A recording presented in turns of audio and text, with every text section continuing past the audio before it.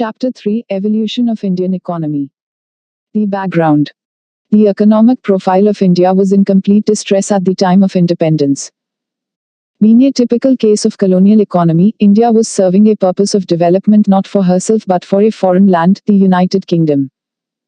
Both agriculture and industry were having structural distortions while the state was playing not even a marginal role.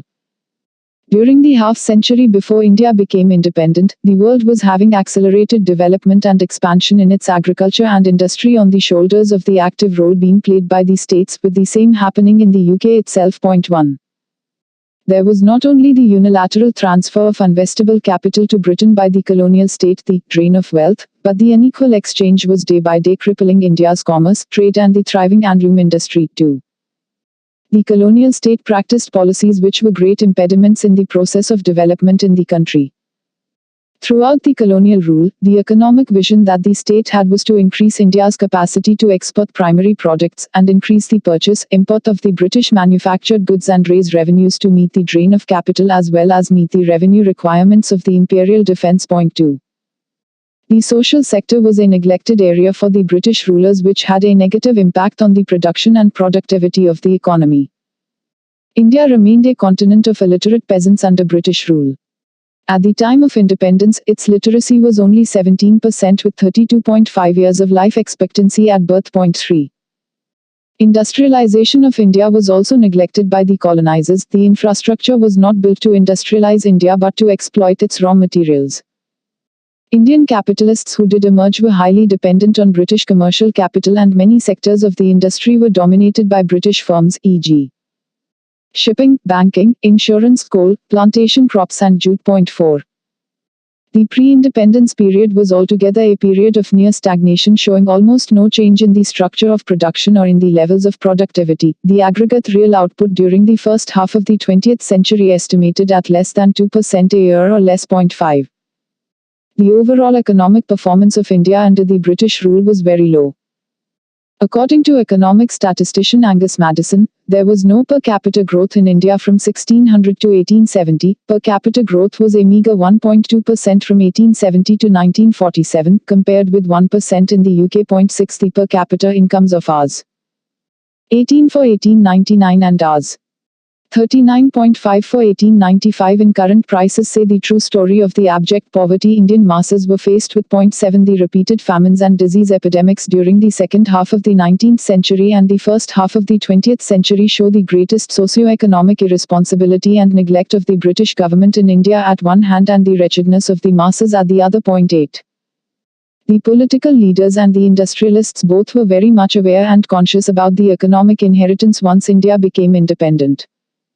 Somehow, these dominant lot of people who were going to lay down the foundation stones of the independent Indian economy were almost having consensual view, even before the independence, on many major strategic issues.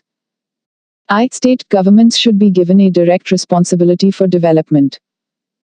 An ambitious and vital role to be assigned to the public sector. Necessity for the development of heavy industries. If discouragement to foreign investment. The need for economic planning. Once India became independent, it was a real challenge for the government of the time to go for a systematic organization of the economy. This was a task full of every kind of challenges and hurdles, as the economy had hardly anything optimistic. The need of delivering growth and development was in huge demand in front of the political leadership, as the country was riding on the promises and vibes of the nationalist fervor. It was not a simple task. Now the decisions which were to be taken by the political leadership of the time were going to shape the very future of India. Many important and strategic decisions were taken only by 1956 which shaped Indian economic journey till date. Undoubtedly they heavily dominated the pre-reform period, but the post-reform period is also not completely free of their impact. To understand the nature and scope of the Indian economy in current times, it is not only useful but essential to go through the facts, reasons and the delicacies which made the economy evolve and unfold the way it evolved and unfolded. A brief overview follows. Prime moving force, agriculture vs.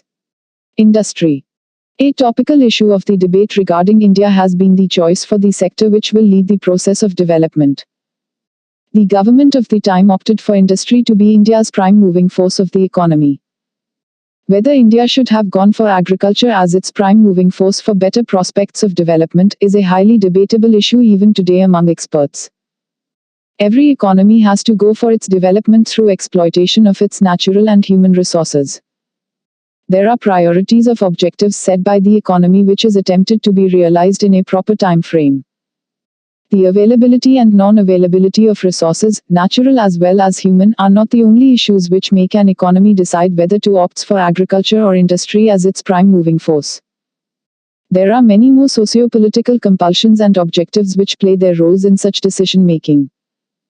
The political leadership selected industry as the leading force of the economy after independence. This was already decided by the dominant group of the nationalist leaders way back in the mid-1930s when they felt the need for economic planning in India before setting up the National Planning Committee in 1938. Given the available resource base, it seems an illogical decision as India lacked all those prerequisites which could suggest the declaration of industry as its prime mover. Almost no presence of infrastructure sector, i.e. power, transportation and communication. Negligible presence of the infrastructure industries, i.e. iron and steel, cement, coal, crude oil, oil refining and electricity. Lack of investable capital either by the government or the private sector. Absence of required technology to support the process of industrialization and no research and development. Lack of skilled manpower. Absence of entrepreneurship among the people. Absence of a market for industrial goods. Many other socio-psychological factors which acted as negative forces for the proper industrialization of the economy. The obvious choice for India would have been the agriculture sector as the prime moving force of the economy because the country was having the natural resource of fertile land which was fit for cultivation. Human capital did not require any kind of higher training. By only organizing our land ownership, irrigation and other inputs to agriculture, India could have gone for better prospects of development. Once there was no crisis of food, shelter, basic healthcare, etc. To the masses, one goal of development could have been realized, a general welfare of the people. Once the masses were able to achieve a level of purchasing capacity, India could have gone for the expansion of industries. India was capable of generating as much surplus income for its masses as was required by the emerging industries for a market success. The People's Republic of China did the same in 1949, taking a realistic evaluation of its resources. It declared agriculture as its prime moving force for the economy. The surplus generated out of agriculture was suitably invested to develop the prerequisites for industrialization and the country went for it in the 1970s. The emergence of industrial China was so vibrant that its impact was felt in the so-called highly developed and industrialized economies of the world. The industrial homework of China catapulted it into a giant. Was the political leadership of independent India not able to analyze the realities as we did above and conclude that agriculture should have been the moving force of the economy in place of industry? Is it possible that Pandit Nehru in command could have missed the rational analysis of the Indian realities? A giant among the Asian visionaries of the time, Mao was still to emerge on the international scene. How India could have not opted for agriculture as its prime moving force whose leadership had fought the nationalist movement on the Gandhian fervor of villages, agriculture and rural development. Even if Gandhi was not in the government, there were many devout Gandhians in it, and no one should doubt that the main internal force which vibrated throughout the governmental decisions were nothing but Gandhian socialism. There were many decisions which were taken under the influence of the main political force of the times, still some very vital ones were influenced by the visionary hunches of the political leadership, mainly being J. L. Nehru. This is why the economic thinking of independent India is considered and said to be nurtured by Nehruvian economics even today. If we go through the major literatures on the Indian economic history, views of the critiques of the time and the contemporary experts, we may be able to feel the answer as to why India went for industry as its prime moving force in place of an obvious and logical choice of agriculture. We should not be happy to know that even today this is a highly debatable issue among experts. Looking at the resources available, agriculture would have been the obvious choice as the prime moving force, PMF, of the economy, i.e. cultivable land and the human power. But as Indian agriculture was using traditional tools and technology, its modernization as well as future mechanization, later to some extent would have been blocked due to the lack of indigenous industrial support. If India would have gone for import, this would have required enough foreign reserves and a natural dependence on foreign countries. By choosing industry as the prime moving force, India opted to industrialize the economy as well as modernize the traditional mode of farming. The dominant ideology around the world as well as in the WB and the IMF was in favor of industrialization as a means to faster growth, which could be translated into faster development. These international bodies were supporting the member countries from every point of view to industrialize. Same was the case with the developed economies. It was possible not only to industrialize faster on these supports of the organizations, but there was a hope for emerging as an industrial exporter in the future. The same kind of support was not offered to an economy that opted for agriculture as the prime moving force. Basically, going for the agriculture sector was considered a symbol of backwardness at that time. The political leadership wanted to carry India ahead and not in the backward direction. It was only in the 1990s that the world and the WB, IMF changed its opinion regarding the agriculture sector. After the 1990s, emphasis on this sector by an economy was no more considered a sign of backwardness. The Second World War has proved the supremacy of defense power. For defense, a country needs not only the support of science and technology, but also an industrial base. India also required a powerful defense base for herself as a deterrent force. By opting for industries as the prime moving force of the economy, India tried to solve many challenges simultaneously. First, industry will give faster growth. Second, agriculture will be modernized in time. And third, the economy will be able to develop its own defense against external threats. Since the economy had also opted for scientific and technological preparedness, its achievements were to sustain the pace of modernization. If even before independence, there was a socio-economic consensus among social scientists along with the nationalist leaders, that India needed a boost towards social change as the country lagged behind in the areas of modernization. A break from the traditional and outmoded way of life and cultivation of a scientific outlook was a must for the country. Such feelings also made the political leadership of the time go in favor of wholehearted industrialization. By the time India got her independence, the might of industrialization was already proven and there were no doubts regarding its efficacy. Given above are some of the important reasons that worked to make Indian political leadership go in favor of industry as the economy's prime moving force. Probably, the resource-related and temperamental realities of India got marginalized in the hope and wish of a future industrialized and developed India. It is yet impossible to conclude whether the economy has completely failed to do so. Experts have divided opinions on this issue. The last decade of the 20th century, i.e., the decade of the 1990s, saw major changes taking place in the world economic idea about the agriculture sector. It was no more a symbol of backwardness for an economy that emphasizes on the agriculture sector as the engine of growth and development. China had proved to the world how agriculture could be made the prime moving force of an economy and generate internal as well as external strength to emerge as an industrial economy. In the wake of the ongoing reform process, India was introspecting almost all economic policies it followed since independence. It was time for the agriculture sector to have the prime attention. A major shift then took place in the Indian economic thinking when the government announced in 2002 that from now onwards, in place of industry, agriculture will be the prime moving force of the economy. This was a policy shift of historic importance which was announced by the highest economic think tank of the country, the Planning Commission, as the economy commenced the 10th Plan, 2002-07. As per the Planning Commission 11, such a policy shift will solve the three major challenges faced by the economy. Economy will be able to achieve food security with the increase in agricultural production. Besides, the agricultural surplus will generate exports in the globalizing world economy benefiting out of the WTO regime.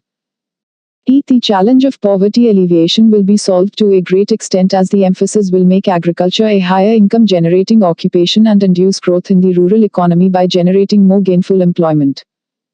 The situation of India as an example of market failure will cease. 12 Though the world's perception regarding agriculture had changed by the mid-1990s, India recognizes the sector as the prime moving force of the economy a bit late, i.e., by 2002. Now, there is a consensus among experts and policymakers regarding the role of agriculture in the Indian economy. Agriculture and allied activities remained the major source of livelihood for nearly half of the Indian population, its share in employment being 48.7%, with 17.4% contribution in the GDP. 13. Once India started the process of economic reforms, it commenced in the industrial sector. As the economy had got its structure through the successive industrial policies, it looks a normal thing. To the extent the agriculture sector is concerned, reforms were initiated a bit late, better say by early 2000s. Three major reasons may be cited for this delay. Agriculture being always open for the private sector, it was now difficult to go for further privatization for encouraging investments. The need was for corporate and contract farming under the leadership of the corporate world. Lack of awareness about the contours of the economic reforms among the farm community.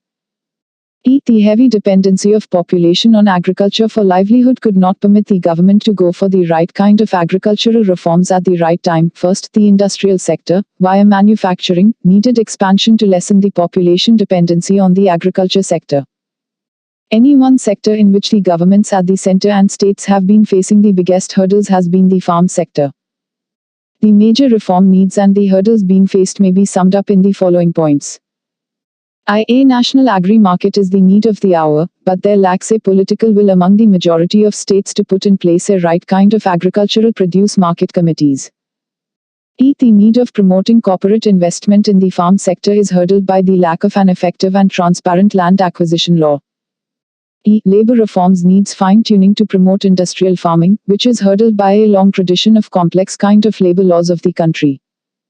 If farm mechanization is hindered by the lack of investment in industries. Research and development needs huge investment from the private sector, but there lacks a conducive atmosphere for it.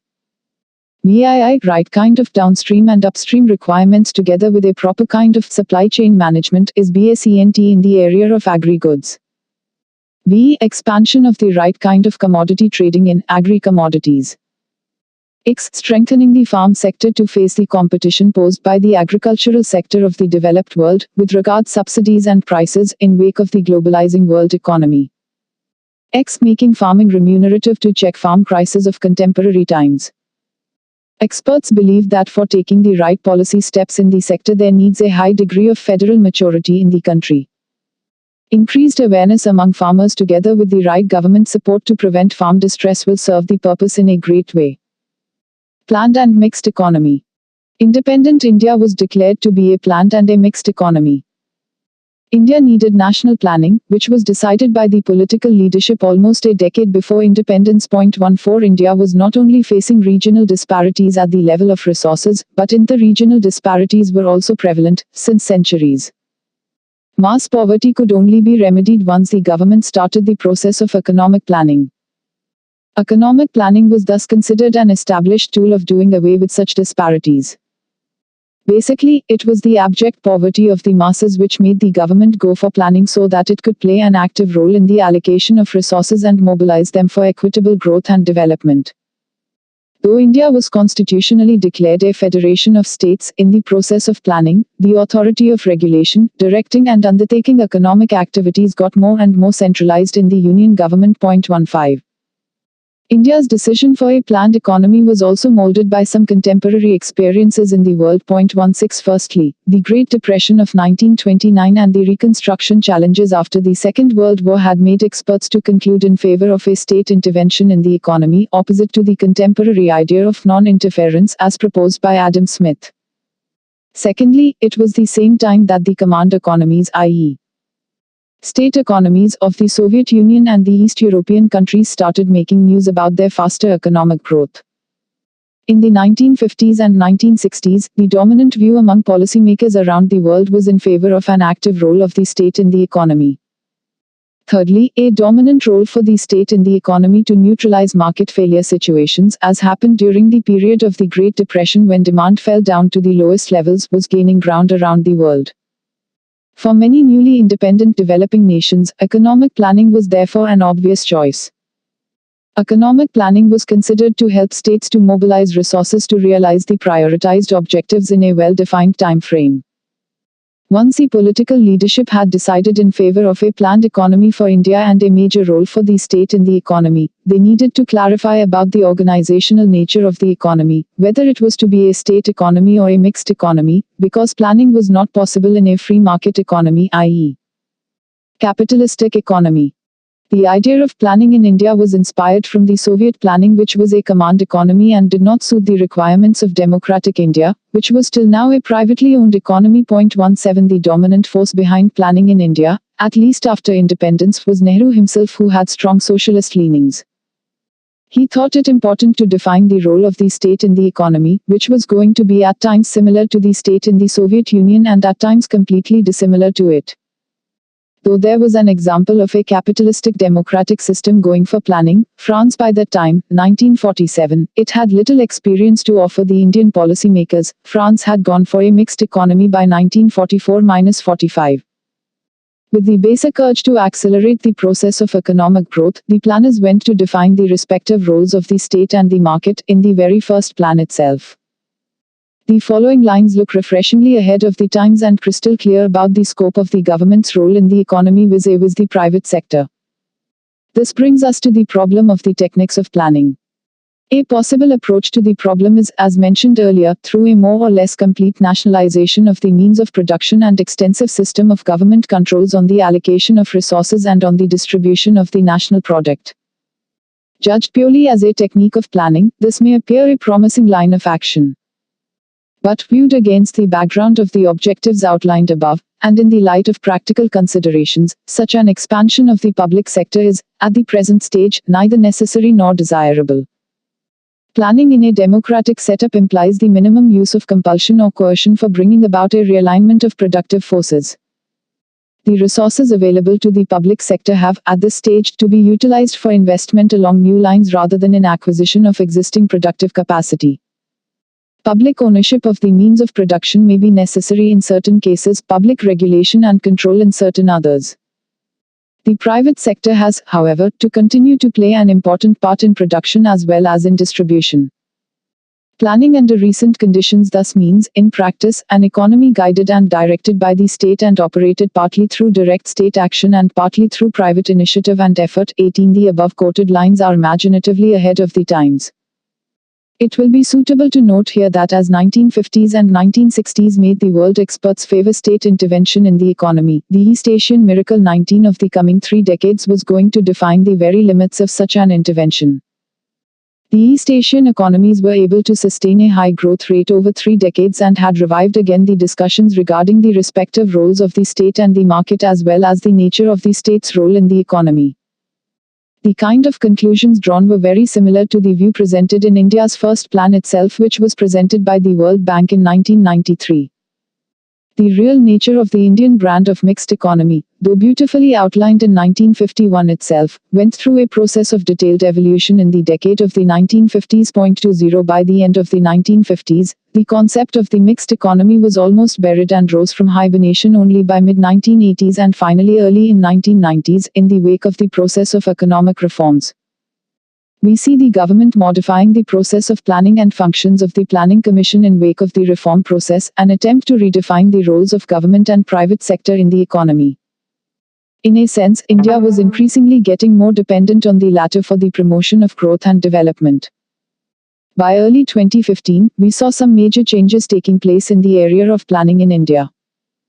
The government replaced the existing body, Planning Commission, with the NITI Aayog, a new economic think tank, with the aim of overhauling the very process and method of planning in the country. This move is believed to originate out of India's experiences of development planning spanning over 6 decades. Cooperative federalism, bottom-up approach, holistic and inclusive development with the need of an Indian model of development are some of the hallmarks of the new design. The move is also seen in light of the changed needs of the economy. Emphasis on the public sector. The state was to be given an active and dominant role in the economy. It was very much decided by the time India became independent. There were no doubts about it in the minds of the people who formed the dominant political force at the time.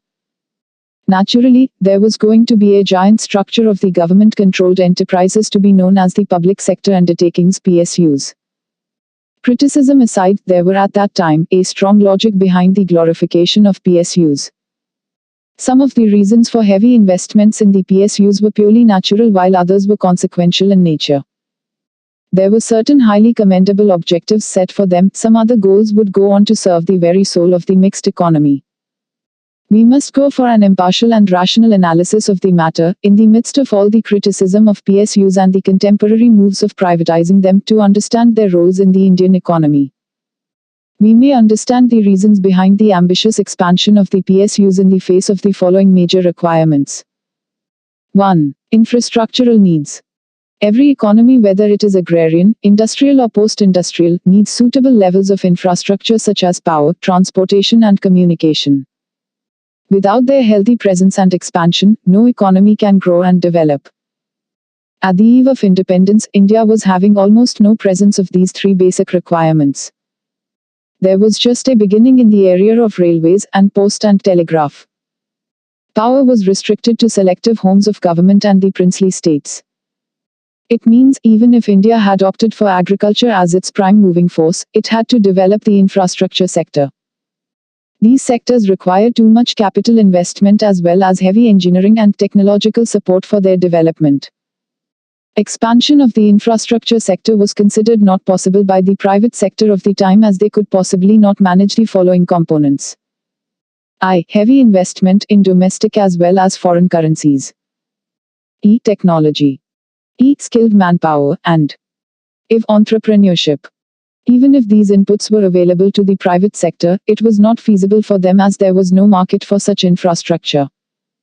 These infrastructures were essential for the economy, but they needed either subsidized or almost free supply as the masses lacked the market-determined purchasing capacity. Under these typical conditions, it was only the government which could have shouldered the responsibility. The government could have managed not only the inputs required for the development of the sector, but could also supply and distribute them to the needy areas and the consumers for the proper growth of the economy. There were no alternatives, and that is why the infrastructure sector in India has such a dominant state presence that many areas have obvious government monopolies, as in power, railways, aviation, telecommunication, etc. 2. Industrial needs. India had opted for the industrial sector as its prime moving force, as we saw in the earlier pages. Now there were some areas of industries which the government had to invest in, due to several compulsive reasons. For industrialization and its success, every economy needs the healthy presence of some basic industries, which are also known as the infrastructure industries. 1. There are 6 basic industries which every industrializing economy requires, namely I. Iron and steel. E. Cement. E. Coal. If. Crude oil. B. Oil refining and Y. Electricity. Note, at present, there are 8 core industries in India, with the base 2004-05 equals 106 existing, basic, infrastructure industries with 2 new additions, i.e. natural gas and fertilizer. Core industries together have a combined weight of 37.90% in the Index of Industrial Production, IIP. Individual percentages of them are coal, weight 4.38%, crude oil, weight 5.22%, natural gas, weight 1.71%, petroleum refinery, weight 5.94%, fertilizer, weight 1.25%, steel, weight 6.68%, cement, weight 2.41%, and electricity, weight 10.32%.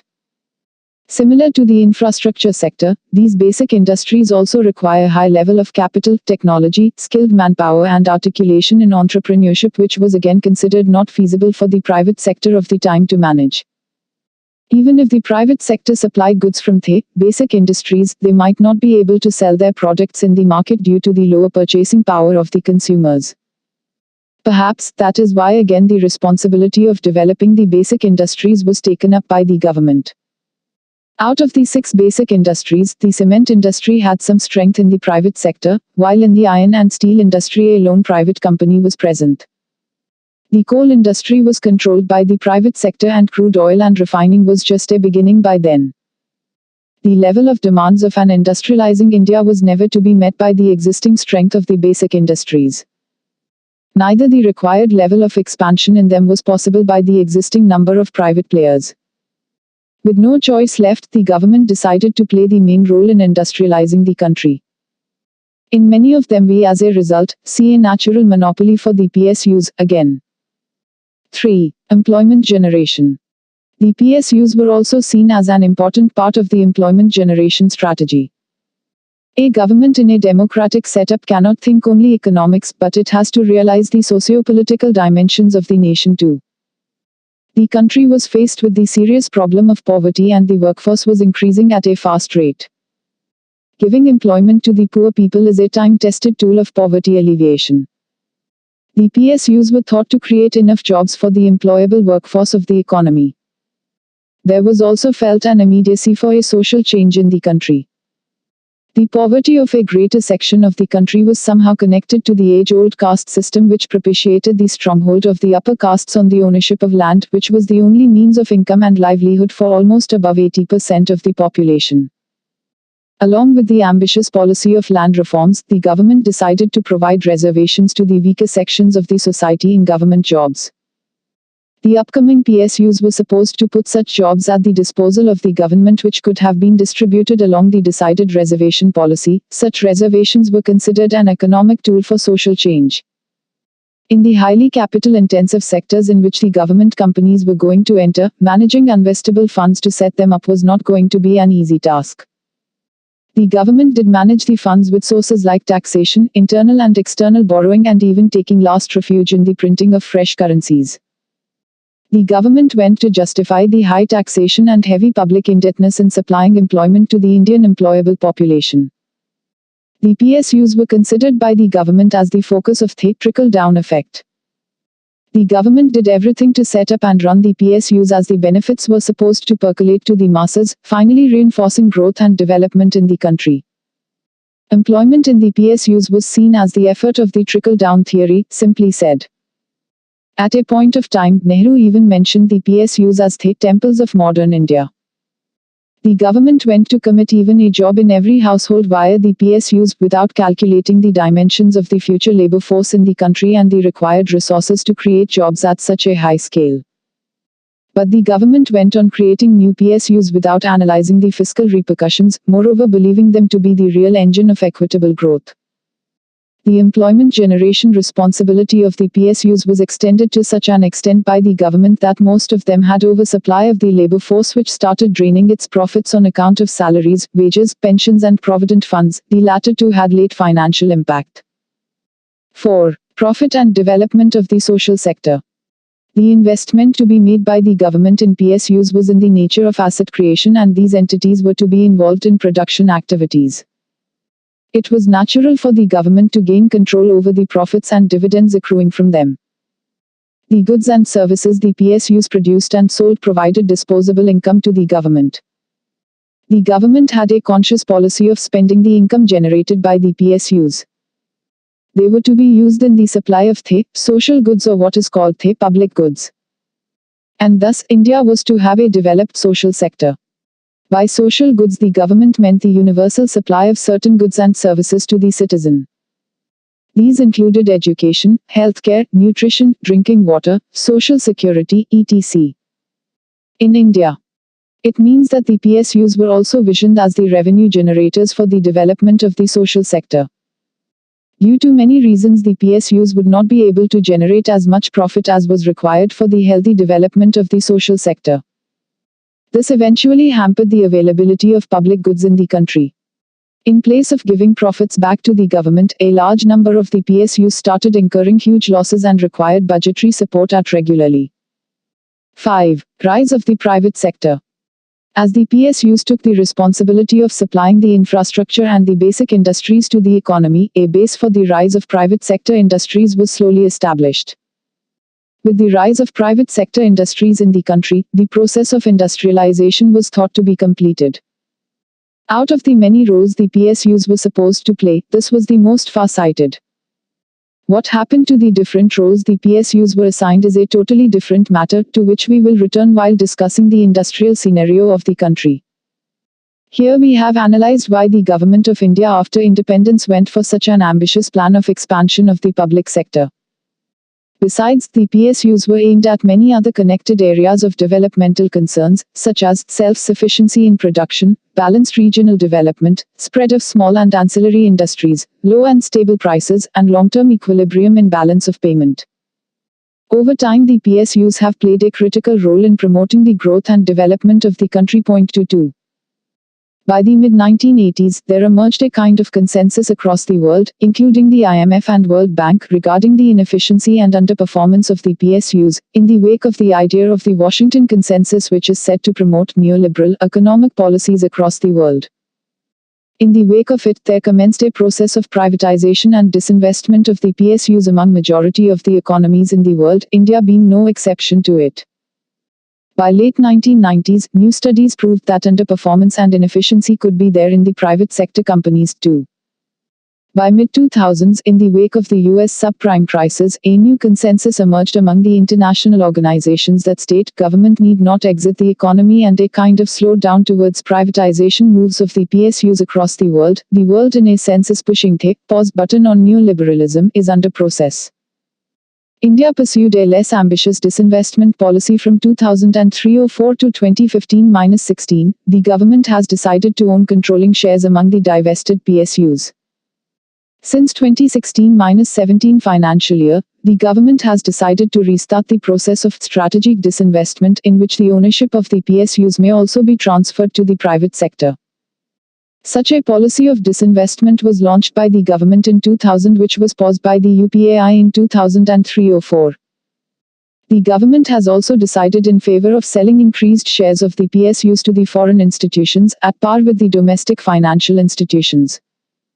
Such policy moves of the recent times should be seen in the light of certain important contemporary realities: need of promoting investment in the economy, need of the government to quit undesirable areas of economic activities and expanding in the areas of need and where private sector will not enter, welfare actions, revenue generation by stake sale and enhanced profit from the PSUs. By selling majority stakes in the PSUs, at one hand the government will burden itself from the owner's responsibility, while on the other hand its share of revenue from the divested PSUs will increase as the new owner will run the enterprise on market principles, etc. 1. Bipin Chandra, Mridula Mukherjee and Aditya Mukherjee, India After Independence, Penguin Books, New Delhi, p. 341.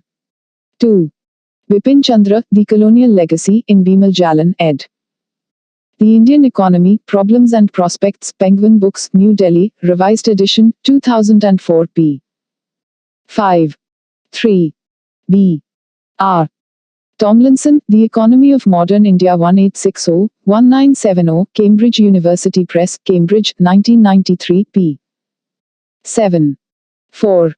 Angus Maddison, The World Economy, A Millennial Perspective, OECD, Paris, 2001 p. 116. 5. A.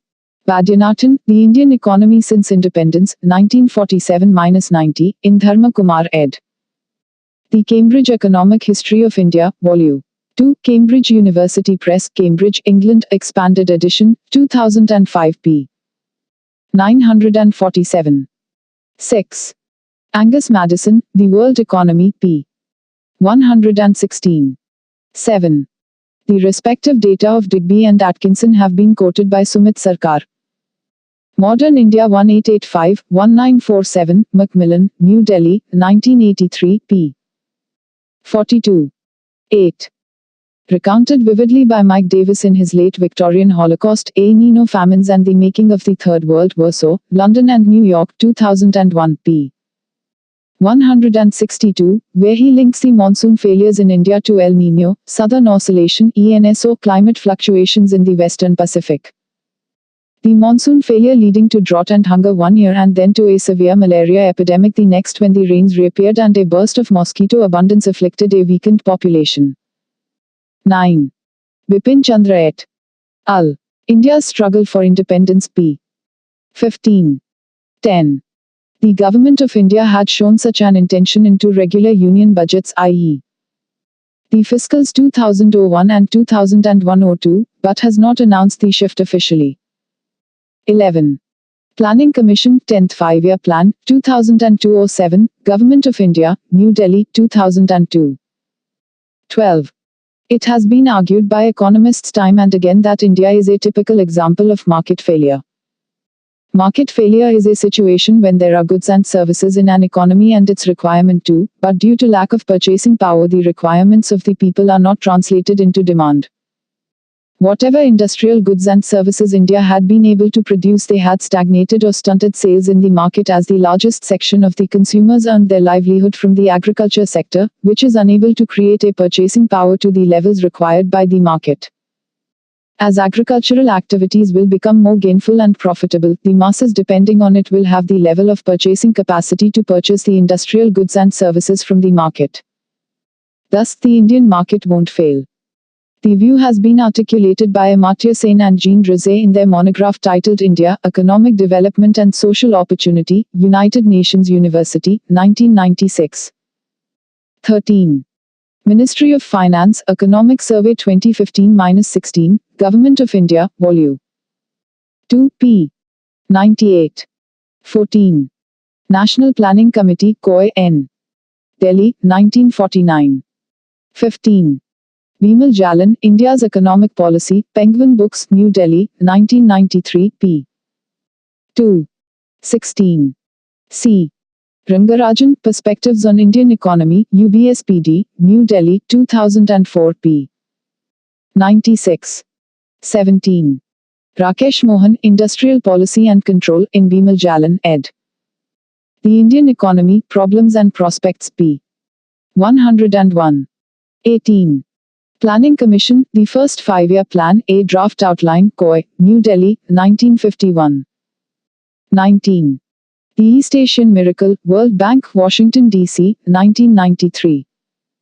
20.